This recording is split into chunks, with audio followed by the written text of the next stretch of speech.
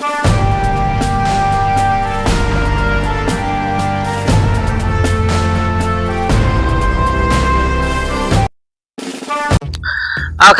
आरेमोड ते शिरूर अनंतपाळ रस्त्याला मुहूर्त लागला.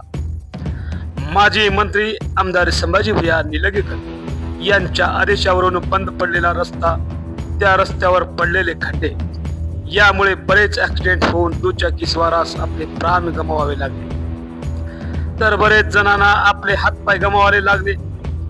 पण रस्त्यावरील खड्डे काही कमी होत नव्हते. त्यात नगरपंचायतच्या हद्दीतील सिमेंट्री रस्त्यावर पडलेले मोठमोठे खड्डे, यात पाणी थांबून एकाच बाजूने वाहतो, त्यामुळे ऍक्सिडेंटचे प्रमाण आणखीन वाढले. याची दखल माजी मंत्री आमदार संभाजी भैया पाटील यांच्या आदेशानुसार इन्फ्रा कन्स्ट्रक्शन कडून आरेमोड ते शिरूर अनंतपाळ रस्त्याला सुरुवात करण्यात आली.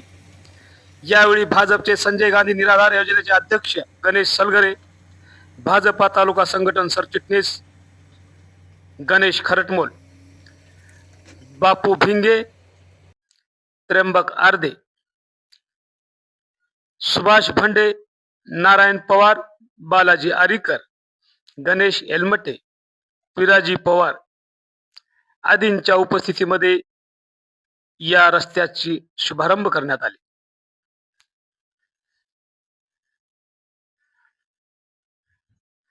तूर्तास या रस्त्यावरील खड्डे कमी होऊन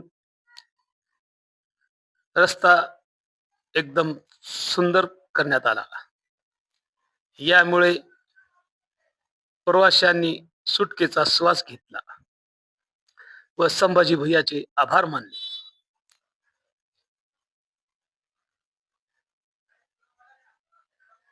समाज गर्जना न्यूज मराठी, शिरूर अनंतपाळ, लातूर.